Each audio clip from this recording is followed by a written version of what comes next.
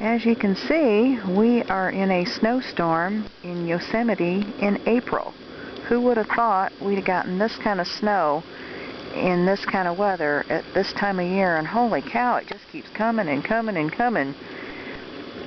We keep seeing signs that say we need chains or snow tires, and we're driving a four-wheel drive, supposedly, car. There's my honey looking for his perfect photo op. This is looking behind us.